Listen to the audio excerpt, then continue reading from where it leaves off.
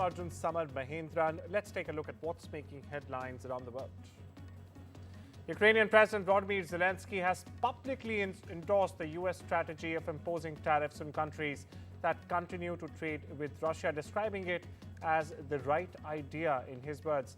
Now, remember, India faces 50% tariffs, of which 25% was in fact imposed by Donald Trump first, followed by an additional 25% penalty for New Delhi's for Russia's oil purchases. My colleague Mohammad Ghazali joins us for more on this. Ghazali, what's the latest between this flip-flop you're seeing from Zelenskyy? Is he putting all his stones in the same basket and probably hoping that Donald Trump does not turn on him like he has been turning on his allies? You take India, the latest example we have is Japan, where the Prime Minister, in fact, Shiba, had to resign after striking that trade deal with the US. What's the latest you're picking up, Ghazali?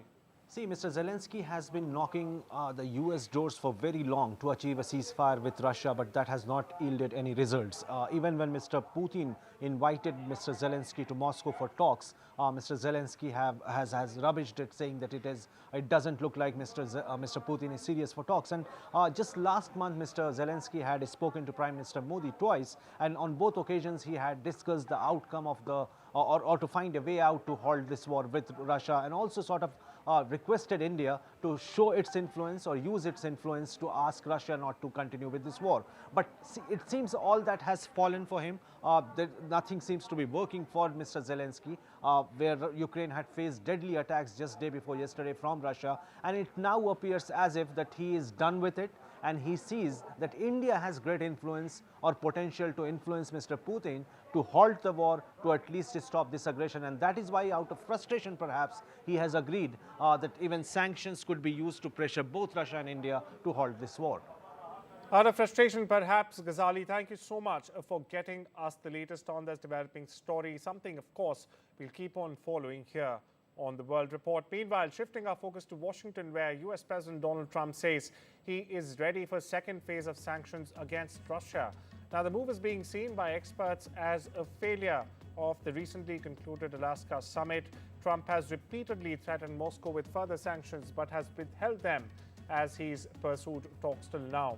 Meanwhile, experts say and opine that Trump has been frustrated as there is no halt to the fighting in Ukraine after he initially predicted he would be able to end the war swiftly when he took office on the 20th of January. Listen into Trump, followed by my colleague Vishal Vivek, who unpacks the latest. Are you ready to move to the second phase of sanctions against Russia or punishing Putin? How was your call with the Prime Minister of What do you Australia? think of all the... Are you ready to move to the second phase of sanctions against Russia or punishing Putin? How was your call with the Prime Minister of Australia? So, no, I am not thrilled with what's happening there, I will tell you. I think it's going to get settled. So I settled 7 wars. This, I would have said, would have been maybe the easiest one to settle of all. But with war, you never know what you're getting. But we're going to get it, I believe we're going to get it settled. But I am not happy with them. I'm not happy with anything having to do with that war. It's just such a waste of great humanity. Alaska summit that happened a few weeks ago, that seems to have failed totally. It was high on optics, but low on delivery. That's been proven through these statements by, Donald Trump, in which he clearly, signaled that there would be secondary sanctions, there would be another round of sanctions on Russia. To your question of what those could entail, so we have seen in the recent past that Russia's oil trade has been targeted by the West and its allies quite heavily. So it is expected that that would continue. There would be further sanctions on Russia. There's a shadow fleet of Russia that operates across the globe and that has been able to sustain the Russian economy in the times of war. So that shadow fleet could be the next target. Some of the, a part of the fleet is already under target, so we could see bigger sanctions on that so-called shadow fleet. But all of that will have to be seen. But for the moment, as you rightly mentioned, Alaska summit in itself seems to have failed because it was billed as something, as an inflection point in the big Russia-Ukraine war. It's been almost 3.5 years now, or probably over 1 million people have been killed in the war. So it was billed as something that would be the next step in bringing the war to an end. But that doesn't seem to be the case, because Trump, as reports have mentioned, that he's quite annoyed with Russian President Putin because his repeated attempts have failed. He has, said when he walked into the White House for the second time that he would bring an end to the conflict within a day. And it's been more than 6 months now, and that has not happened. So Trump seems to be riled up, and he's ready to put more sanctions on Russia. We keep with the U.S. where White House tariff advisor Peter Navarro has had a meltdown after one of his posts targeting India's Russian oil purchases was flagged with a community note on social media platform X. Now, yet again, viewers, Peter Navarro accused India of trading with Russia, in his words, purely to profit, revenue feed Russia's war machine. But this time, X users fact-checked Navarro, pointing out that India's oil imports were largely for energy security and not for just profit, as he claims, and also that they did not violate any international sanctions. Now, the note further highlighted that while India imposes some tariffs, the US actually runs a trade surplus with New Delhi in services and in fact continues to import certain commodities from Russia itself, calling Navarro's stance hypocritical.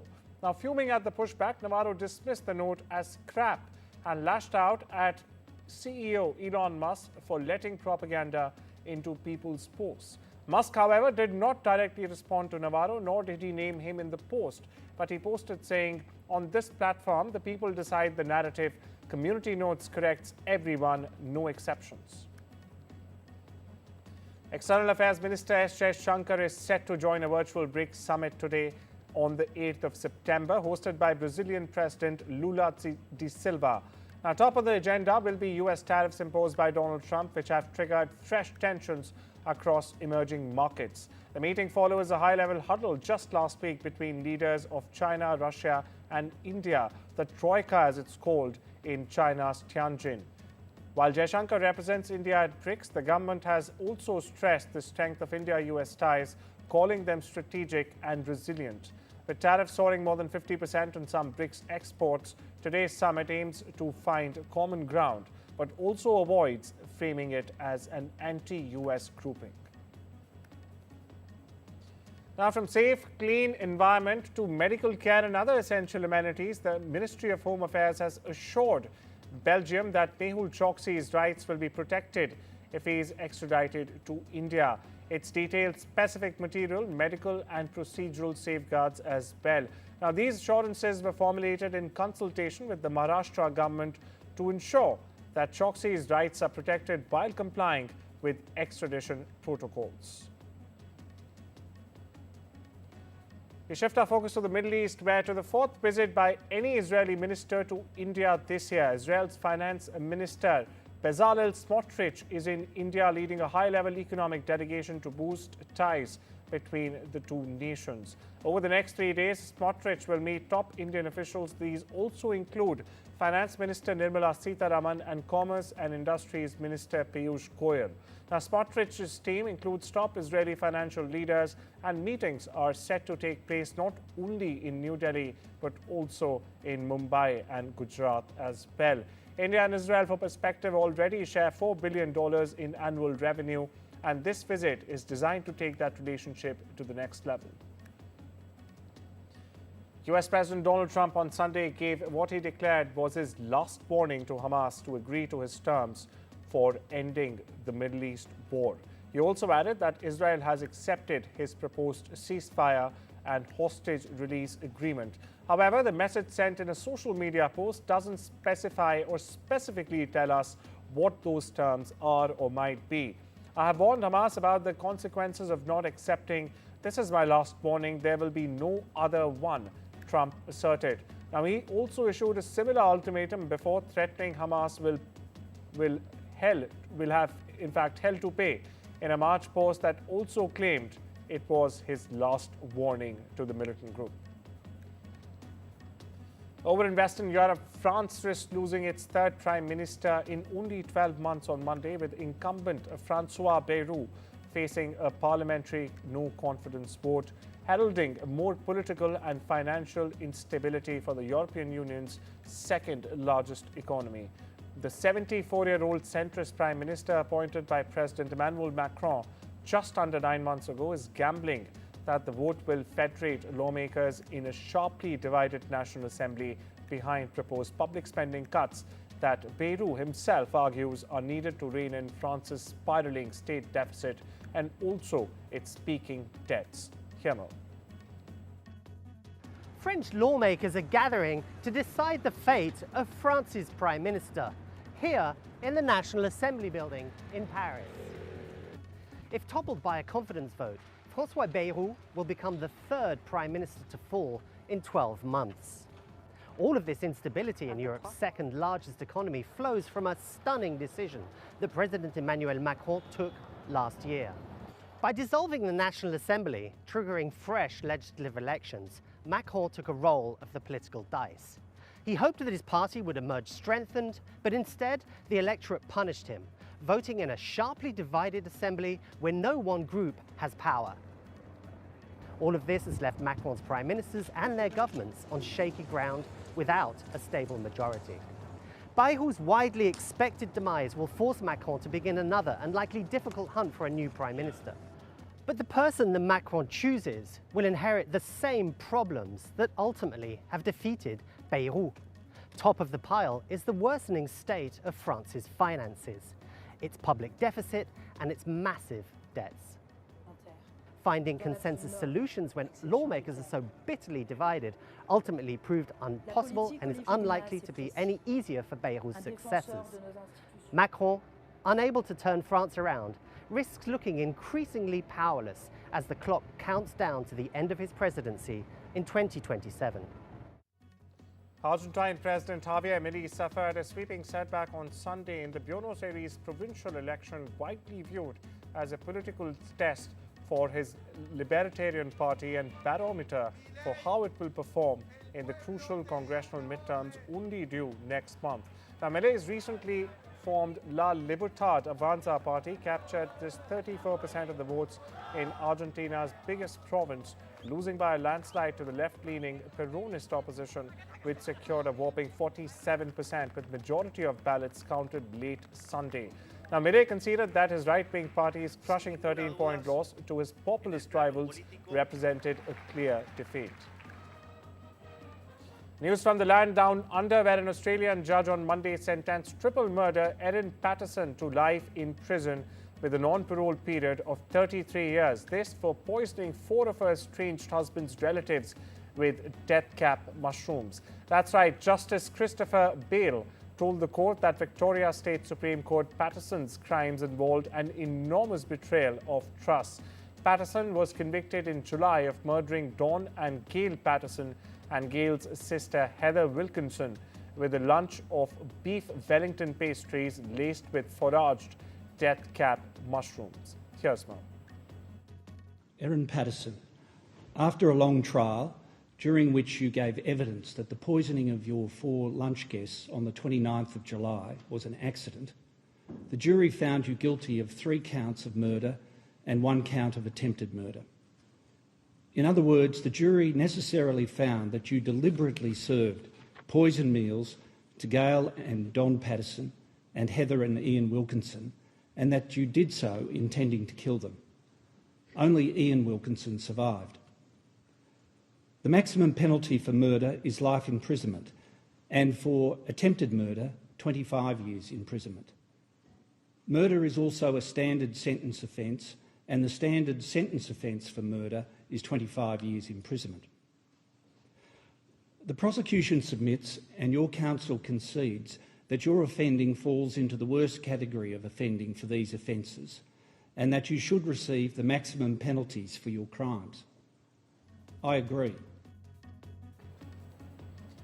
A trial opened in New Zealand on Monday for a woman accused of murdering her 2 children and leaving their bodies in suitcases for years together before they were eventually discovered. Ha Kyung Lee is charged with killing 6-year-old Minu Zhou and 8-year-old Yuna Zhou in June 2018. She was extradited from South Korea to face the charges, which she vehemently still denies. The children's remains were found in luggage at an abandoned storage unit near Auckland, New Zealand in August 2022. Listen in. I'll give you directions, as I say, on the law, and you'll have to apply those directions, but ultimately it's for you to decide on the facts, in light of those directions, whether Ms Lee is guilty or not guilty of the charges she faces. In this case, it's likely you'll also need to determine whether at the time the children were killed, Ms Lee was insane, as that is defined in our Crimes Act. And I'll have more to say about that later as the case progresses. Over in Southeast Asia, Hong Kong received heavy rain and wind Monday as tropical storm Tapa also affected nearby mainland China. Now, China's hub of Guangdong province near Hong Kong halted some train and ferry services ahead of the storm, according to Hong Kong's state media. Now, Hong Kong's observatory raised its number 8 storm signal on Sunday evening, the third highest in the city's weather system. For perspective, it says Tapa was packing maximum sustained winds near the center of about 68 miles per hour at 9 a.m. local time. The financial hub, in fact, also saw about 100 flights being cancelled, with some travelers sleeping on chairs as they were forced to wait for travel information at the airport itself.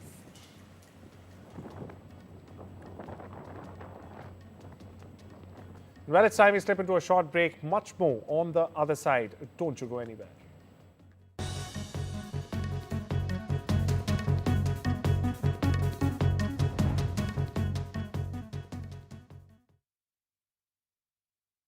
Auto Sergey automatically checks for ways to save on your car or home insurance. The Compares the Market app, the simplest way to save. Get the new Google Pixel 10 Pro on EE because powerful AI deserves the UK's best network. Hey Gemini, help me organise my living room. Got it. Let's get that sofa moved. Turn it around and place it on the other side of the room, against the wall. Try mixing books with photos on the shelf to make it feel like home. Talk to Gemini about anything you see. Powered by EE. Offer ends 15th of September. Win a dream design contract. Realize you have to do a lot of business admin work before you can start the actual design work. Save time by using Intuit QuickBooks to send personalized invoices. Get paid faster. Win the next dream design contract. Manage and grow your business all in one place. Intuit QuickBooks.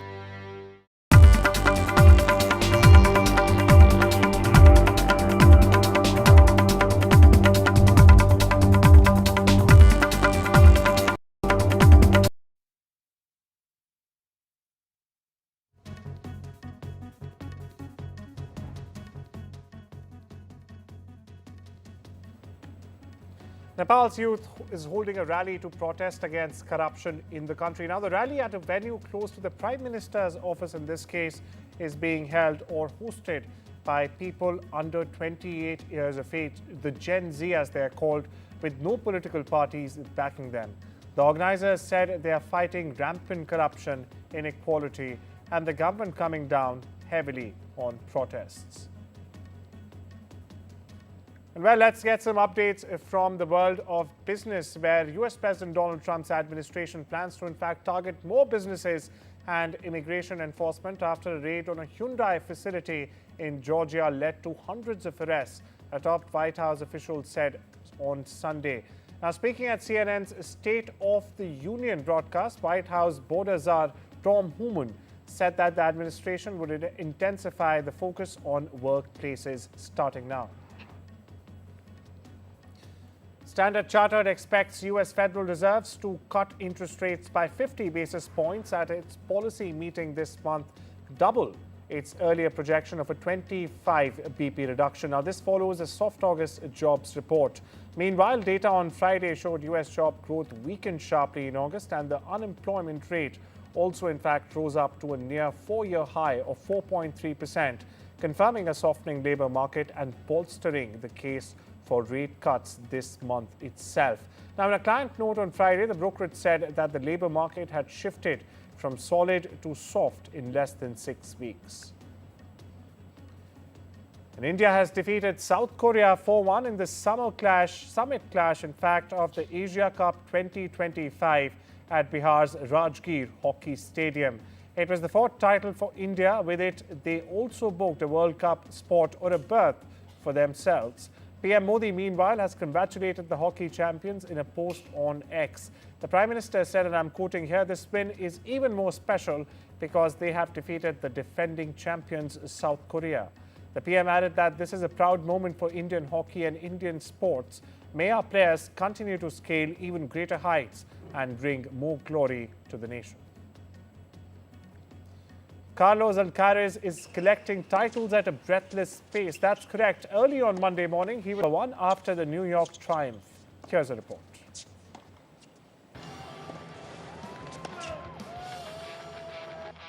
The men's final at the Flushing Meadows was delayed by half an hour on Sunday night because of extra security measures due to US President Donald Trump's presence.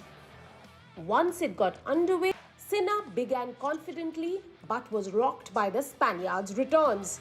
Alcaraz claimed advantage in the first set. Sinner raised the stakes, hitting his trademark ferocious ground strokes and pushing Alcaraz back with an improved return of serve. After losing serve for the fifth time in the match, Sinner did not seriously threaten. I'm seeing you more than my family, so it's Jesus. So it's I mean it's great to share the court, to share the locker rooms, to share everything with you. 5 weeks. The 22-year-old now has won 6 Grand Slam titles.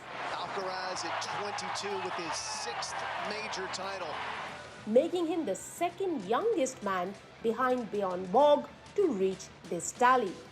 In New Delhi, Rika Roy for NDTV. your 2025 U.S. Open men's singles champion, Carlos Alcaraz. Filmmaker Anuparna Roy has created history at the 82nd edition of the Venice Film Festival, winning the Best Director in the Orizzonati competition for a film, Songs of Forgotten Trees. Presented by Anurag Kashyap, Anuparna Roy's Songs of Forgotten Trees became the only Indian title in Venice's Orizzonati selection. It revolves around 2 migrant women in Mumbai as they navigate loneliness, survival, and fleeting moments of connection. We leave you with this report.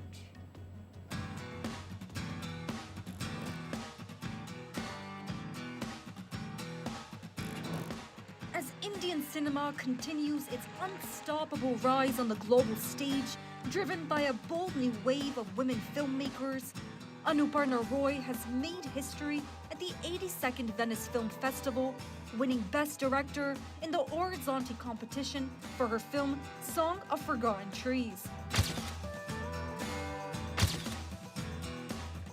आपने पढ़ी हैं कविताएं हमारी? अजी पढ़ने का अवसर कहाँ मिला, झांका जरूर मुल्क में जब आज़ादी की आग लग रही है. Song of Forgotten Trees revolves around 2 migrant women in Mumbai as they develop an unexpected connection beyond being roommates. The film stood tall as the only Indian entry in the category.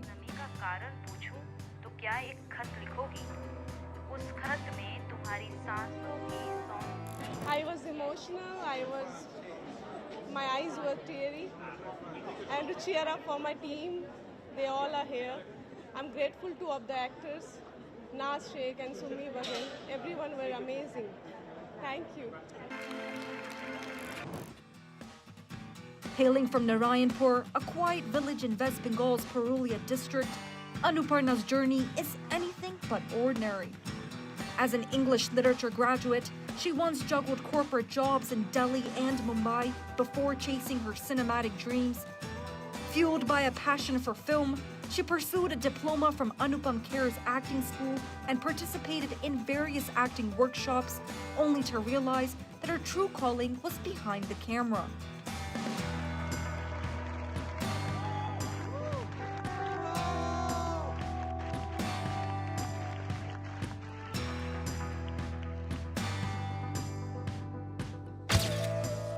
With this win, Roy becomes the first Indian director ever to bag this honor, marking a giant leap for Indian storytelling on the world map. From Purulia to Venice, Anuparna Roy's journey is one powered by passion, perseverance, and powerful storytelling. Samia Afsar, NDTV World.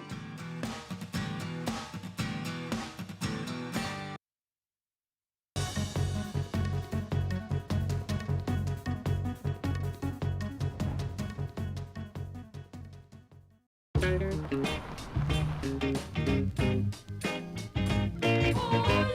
know I wear all these fancy clothes. I'm a big fine car now. Oh yes I do. I miss the big stuff.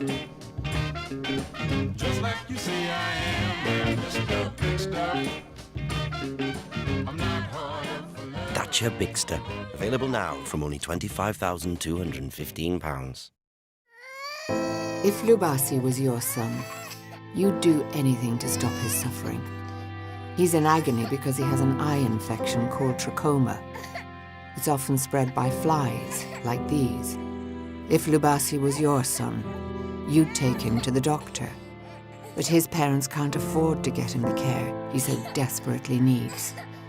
You can. When you give £2 a month to Sightsavers, you can help save more children from agony like this and spare their parents the pain of watching their children suffer. Every month, you'll help our eye doctors get to some of the world's poorest and most remote villages. It's so simple to treat trachoma, but we urgently need your support to do it. So please call 0800 038 4920, text Site10 to 82727, or go to sightsavers.tv to give £2 a month to Sightsavers right now.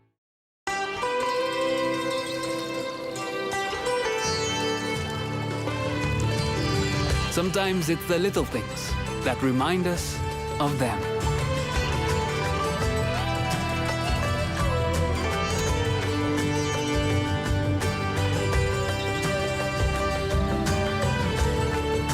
Stay close, even when you're far apart. Send money worldwide with Remitly. Rajasthan is history, culture, and much more. And I have been reporting on all things royal for more than 25 years. The colors, the culture, and the complexities of the Northeast is different from the rest of the country. I have been bringing the Northeast closer to the capital for over 15 years. Madhya Pradesh is the heart of India, and I have been capturing its every beat for over 10 years, covering the corridors of power, what is said, what is left unsaid, and what it actually means for you and me. I have it all covered. Kashmir is often called paradise on earth, a region that has been in a state of flux from conflict to India's crowning glory. I have been reporting and decoding Jammu and Kashmir for last 3 decades. When facts are fragmented, we put the pieces together. Where power collides with truth, we are there. Behind me is that massive security arrangements that are in place. Behind fractured boundaries, we clear the fog of war. Fault Lines with Gauri Dwivedi, only on NDTV World. In today's interconnected world, India's voice is more crucial than ever. When India speaks, the world listens. At NDTV World, we are that voice, bringing you intelligent and insightful news from India and beyond. From geopolitics and diplomacy to economic shifts, migrations, tech disruptions, and the stories of our diaspora. We cover the news that shapes our global future. NDTV World, your new home for global news, is here. Rajasthan is history, culture, and much more. And I have been reporting on all things royal for more than 25 years. The colors, the culture, and the complexities of the Northeast is different from the rest of the country.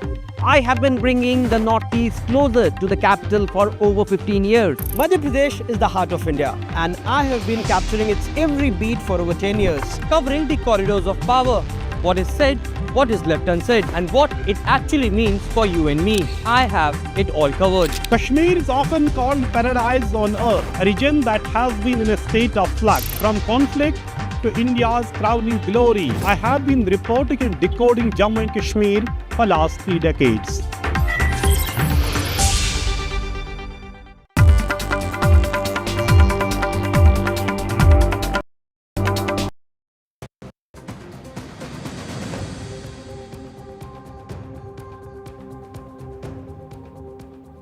You're watching India Global. I'm Gauri Dwivedi. I'll get you all the stories that matter to the global Indian. As always, we start the show with headlines coming in.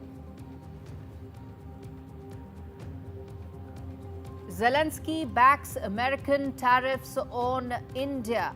Ukraine president backs Trump's actions, says statement after the Modi-Zelenskyy call.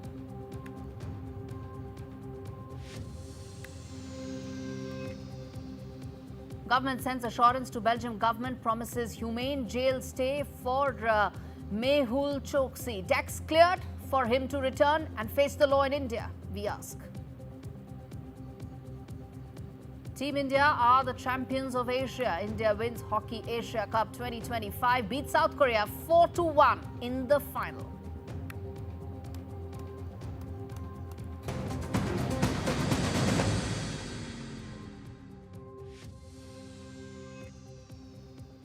All right, viewers, the big story that we are tracking on the show in a surprising move. Ukraine President Volodymyr Zelenskyy has backed Donald Trump's move with regard to tariffs.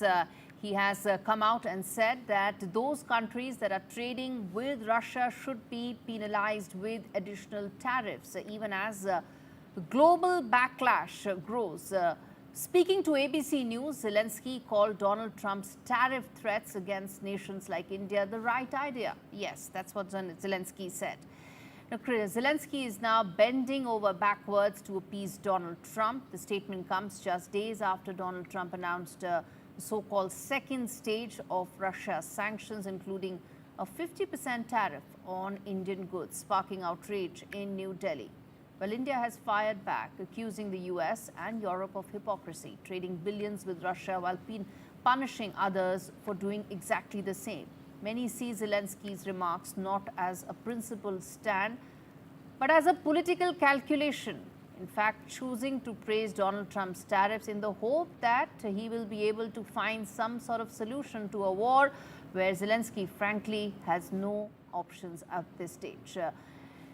Now, even as they divide allies, damage global trade, it seems like Zelenskyy for now is just cozying up to whoever might write the next check rather than protecting Ukrainian democracy. Well, it's not even about democracy, but it's about the fact that does Zelenskyy even have any locus standi to talk on this?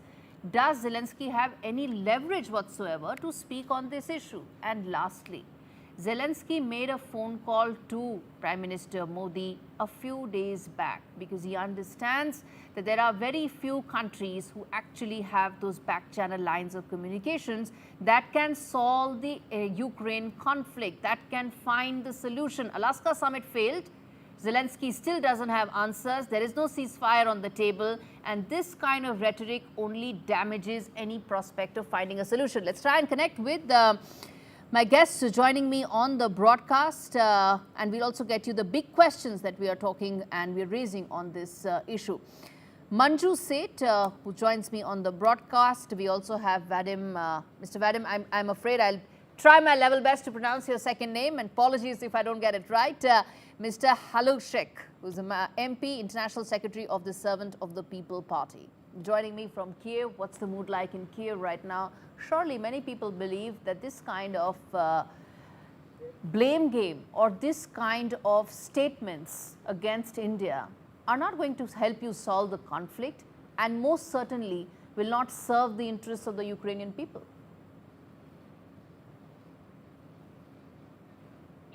Thank you for the invitation. You did just well with my name, Vadim Halaychuk. I'm from the President Zelenskyy party, and I am in the European Integration Committee, where we work a lot on overseeing the process that the sanctions which were applied on Russia are actually observed. And as we know well, the EU is now in the process of forming 19th package. Of course, if those were applied correctly, we wouldn't need 19 packages now. If those sanctions which were applied were observed by everyone, we would have had a very different situation. Therefore, I completely disagree with the assessment that the statements made by President Zelenskyy are against India. They are against the situation, against those countries, against those businesses who help Russia to avoid sanctions. And as we know well, oil trade is the number one source of income for Russia and the number one source of fueling this war.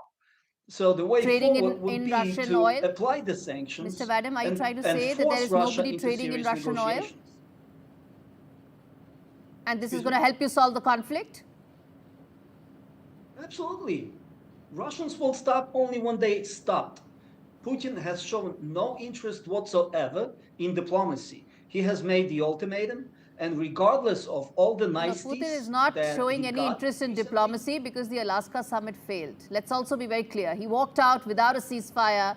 He walked out without any need to be able to finalize a peace plan. And the summit had the Russian plan being negotiated and discussed. And who can forget that it also had the foreign leaders speaking first. Anyway, let's get in Manju's say as well on this. Manju, now, this comes after there was an olive branch extended by President Trump. And it comes after some very important messaging coming in from Washington that the India-US relationship is extremely important. And it also comes at a time when there is acknowledgement around the world that India is probably best placed to address the issue. It's not for nothing that you had the French President Emmanuel Macron speaking to Prime Minister Modi on the issue, simply because most of the European leaders understand that they've run out of options and this is their best bet. With the kind of rhetoric coming in from Ukrainian President Zelenskyy, do you think it furthers his case or dampens the prospect of any peace settlement? I think you put it very correctly, Gauri, that the situation right now is, I think, a no win-win for anybody. The way things are going, there seems to be a complete, a complete halt on negotiations, and I think negotiations are important. And yes, I know, and I completely agree with the Ukrainians that they don't want their territory to go. But this whole war that has started, and is still continuing after more than 3 years, I think we need to get to the crux of the issue. Why did this war start? Who was responsible? Now, everybody blaming India for it or blaming others for it, I feel is incorrect, because that situation should not have been allowed to arise. That negotiation should have been done at that time, and now, you know, what the president and what the president of Russia, President Putin, is saying is that I have so much land, so he's going to dictate because he seems to he believes he has the upper hand. So I think the way negotiations will now go on will be, and we saw that at the Alaska meeting also, President Putin didn't even agree to a ceasefire. And it's not because India is buying oil from them. I think that linkage, is not at all. Okay, then let me ask this to our Ukrainian guest on the broadcast, which is that what do you think is the best way forward? Because you have very limited diplomatic options right now. How do you think targeting India, suggesting that tariffs are a good idea, trying to be on Donald Trump's right side, will actually solve the conflict? There is no peace settlement formula on the table right now. This conflict will be resolved on a battlefield, will be decided on a battlefield. There's no peace negotiations whatsoever because Russia doesn't want. Do you think New Delhi will support it with this kind of rant coming in? India has been very, very responsible. It has actually said that this is not the era of war. Go ahead. Look, we have applied the most efficient sanctions that could be applied on Russia. We have destroyed over 20% of their oil refinery in just a month. That is the only way forward right now. Cause Russia to lose economically to the extent where they would get serious about peace negotiations. And it's not against India or any other particular country that we are making these statements, that we are calling for. No, you are. I heard the interview, sir. You are. You most certainly are. I heard that interview that Zelenskyy gave. You most certainly are. India is a number one purchaser of Russian oil now. If only India cut down in half, what Russia would do. They cannot refine their oil at home. They cannot sell it to India and other countries. I am China sure is the that number would one. be a EU very is the clear largest buyer of message to natural Putin. gas. Again, I said this is nothing but hypocrisy, and you're not really serving your case either. Quick closing comments from Manju Seth on this. Ma'am, as things stand right now, India has not only been very dignified in its response, it's been very responsible all along, whether to the rant that came in from Donald Trump and his administration, whether the messaging that came in from several quarters around the world regarding Russian oil. And I believe it will be the same with regard to Zelensky's rants as well. Absolutely. I think this double speak that is going on and the double standards being applied are not serving anyone's, not serving anyone. And I'm not able to fathom why India has been targeted. I mean, I'm able to fathom a bit, but yes, I don't want to explicitly state that. But yes, the fact that India is being targeted, being blamed, is something which is not going to, as you very rightly said, it's not going to lead to peace.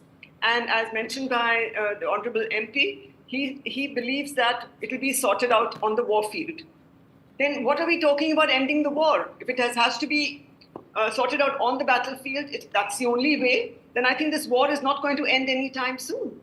All right. I believe it just go on. And I think that's not in anybody's interest, but that is for them for the players or people involved in that war to take a decision and take a call. But I do believe that targeting India really needs to stop. I think there's one thing I can most certainly say. The war will or will not end. That TNC will most certainly not be decided by Mr. Zelenskyy and his comments, simply because he doesn't have any leverage. I'm going to leave it there. Thank you so much, both of you, for joining me. And well, bottom line on this issue, viewers, is that Vladimir Zelenskyy actually has no leverage right now. He is waiting for things to pan out and is hoping that being on the right side of Donald Trump and his administration will allow him the possibility and the prospect of ending this war, which has been going on for 3.5 years. But this is a reality check for him as well. The Japanese Prime Minister resigned even after he signed a trade deal with President Trump. He bent over backwards, but Trump didn't blink. And then there were these fresh tariffs that Japan had to face. Well, that's a reality check that President Zelenskyy should keep in mind, that Ukraine can keep praising Trump and keep talking about how the 50% tariffs that the Trump administration has come out with is a right idea. But what he doesn't realize is that the entire European continent and all European leaders understand that if there's one country that does have leverage and does have the prospect of speaking to both sides, it is India. It is in New Delhi which actually has those back channel lines of communication. Should Zelenskyy be straining them? Should Zelenskyy be testing them? Well, that's a question that Kiev and Ukraine should be asking its president. All right, let's turn attention now to breaking news that's coming in as we speak. Important updates coming in from Nepal, where the youth is holding a rally to protest against corruption in the country. The rally is at a venue that's close to the Prime Minister's office, is being hosted by people under 28. The Gen Z, it says, doesn't have any political affiliations, and the organizers are just protesting with regard to rampant corruption, inequality, and the government is coming down heavily on these protesters. You're seeing those visuals on your screens. There's been a ban that's been imposed on social media. It's happened because to ensure that things do not go out of control. This ban was implemented on Thursday. But what needs to be kept in mind is that Nepal has been seeing and witnessing some protests in the last 6 months. Those protests have been with relation to bringing the monarchy back. This may not be related to that, but political turmoil is something that Kathmandu has been seeing for the last couple of months. Turning attention now to a major development tied to India's push to bring back fugitive economic offenders. A team from the UK's Crown Prosecution Service visited Delhi's Tihar jail a while ago. 4-member team, including officials from the British High Commission, they arrived here. They spent several hours inspecting jail premises. Jail number 4 is where one of these economic offenders is likely to be lodged. Why jail number 4? Well, it's the high security wing where first-time prisoners are kept. The visit comes amidst India's ongoing efforts to extradite high-profile fugitives, whether it's Vijay Mallya or Nirav Modi. British courts have previously raised concerns with regards to prison conditions in India, and those extradition cases have progressed very smoothly, even as questions remain and have been asked by India again and again in terms of why is it that this is being raised as an issue, even though New Delhi has clarified that humane conditions will be given to the prisoners. All right, on that note, a quick break. We return with more stories on the other side. Stay with us.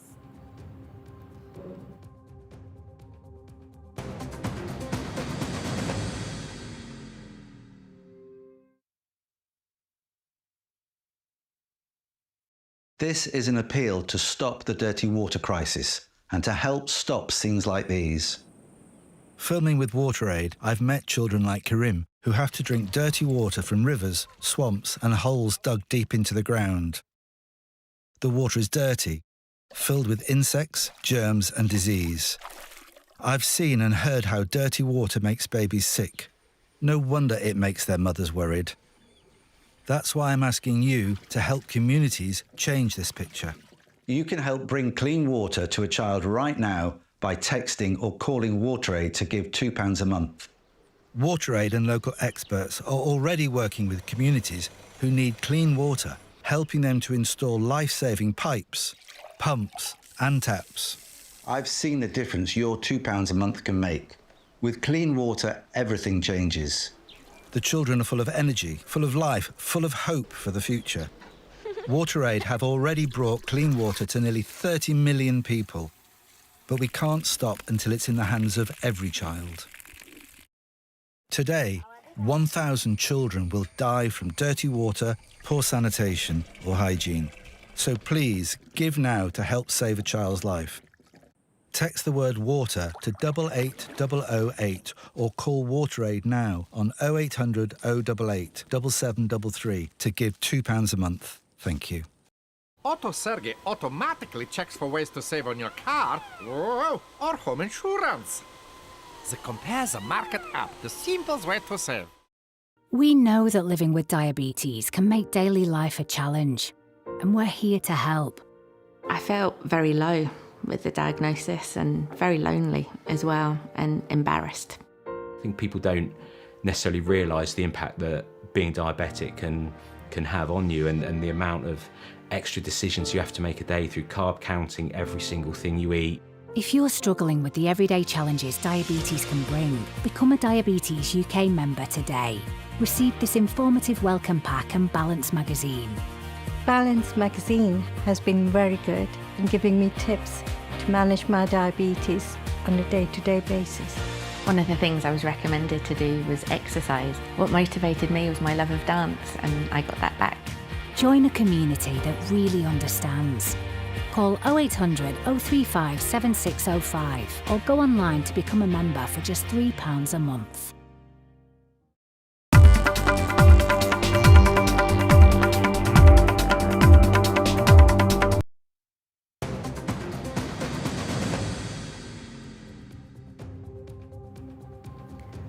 Let's get you the other big story that India Global is focusing on. Dr. Jaishankar is set to join a virtual BRICS summit meeting. It is taking place at a time where there's realignment happening around the world. It's being hosted by Brazilian President Lula da Silva, whose top of the agenda will be the tariffs that have been imposed. Brazil and India are in the same bucket when it comes to the highest level of tariffs that have been imposed by Donald Trump. The economic warfare that is now beginning to be the hallmark of his administration. It's triggered tensions across emerging markets. It also follows, there's been high-level meetings that have taken place. Remember, it also comes very close on the heels of the SCO summit, which had all the optics of the three emerging countries coming together against Donald Trump: Russia, India and China. Now, how is that likely to pave out and what's the larger message? Let's get in. Mr. Jayant Krishna, who's a senior fellow at CSIS, joins me live on the broadcast. Mr. Krishna, let me start by asking you that the BRICS summit, though of course it's being held virtually, it is not the Prime Minister who's attending it, but nevertheless, how do you read the messaging to Donald Trump and his administration by BRICS as a grouping? So, Gauri, one thing is very clear, BRICS, as we know, is not just 5 countries now, Brazil, Russia, India, China, and South Africa. The extended definition of BRICS and some of the, include countries like Egypt, Ethiopia, Indonesia, Iran, Saudi Arabia, UAE, So I think this meeting, called by Brazil, is significant because a lot of some BRIC countries have the highest tariff levied by Trump administration, especially Brazil and India, which is at the 50% bracket. China and South Africa are at 30% bracket. Indonesia 19%. Russia, Iran, and I think most of the others have a 10% tariff. Right. So there's a huge variation between among these countries. And also, President Trump has spoken, about BRICS countries quite in no uncertain words earlier, that, if they continue with their anti-America agenda, which is not the case, incidentally, then he would levy additional 10% tariff on all BRICS countries, So I think it is an issue they need to discuss together. And I think India did the right thing by Prime Minister not participating and External Affairs Minister Jaishankar participating, because I think some of the things which President Trump has been saying that, BRICS has a de-dollarization agenda and so on and so forth. I think India is one which has never supported any such move or any such discussion which has happened under the BRICS umbrella. So much of his apprehensions about BRICS being an anti-America platform are unfounded to my mind. And therefore, they should be, I expect some discussion as to what could be, I don't think with President Trump any united strategy or stand by BRICS nations would work at all, because he negotiates with every country separately and even, makes one country fight with another so as to get the most mileage out of it. Right. So I don't think BRICS, you can only use this platform to share each other's concerns and so on and so forth, and how there could be more trade relationships, more business amongst these original 5 countries and extended 6 countries. I think that is what should prevail, because I don't think anything. The more BRICS will take a stand, the more it will offend President Trump and the US. That's for sure. Well, that just leaves little room as things stand right now in terms of what could be the specific outcomes from this meeting. Let's leave it there. Thanks so much for joining me. All right, viewers, as we wrap things up on India Global, well, I leave you with the story that talks about Indian films going global. Filmmaker Anuparna Roy created history at the 82nd edition of the Venice Film Festival, bagging the Best Director. And this film is yet another milestone in Indian cinema and its coming of age. Leave you with that report. Thanks so much for watching.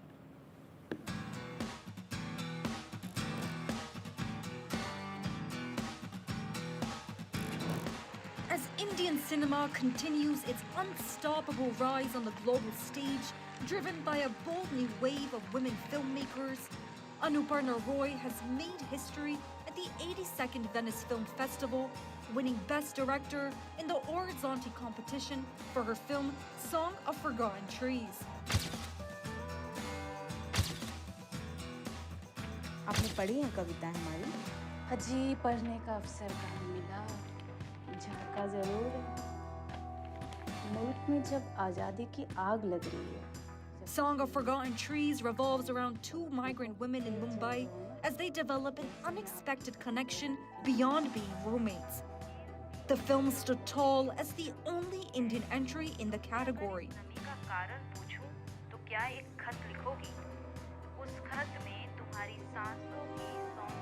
I was emotional, my eyes were teary, and to cheer up for my team, they all are here. I'm grateful to all the actors, Naz Sheikh and Sumi Bagan. Everyone were amazing. Thank you. Hailing from Narayanpur, a quiet village in West Bengal's Purulia district, Anuparna's journey is anything but ordinary. As an English literature graduate, she once juggled corporate jobs in Delhi and Mumbai before chasing her cinematic dreams. Fueled by a passion for film, she pursued a diploma from Anupam Kher's acting school and participated in various acting workshops, only to realize that her true calling was behind the camera.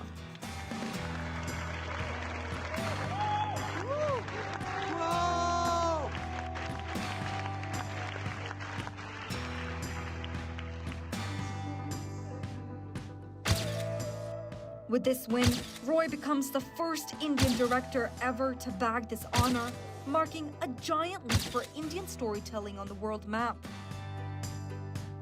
From Purulia to Venice, Anuparna Roy's journey is one powered by passion, perseverance, and powerful storytelling.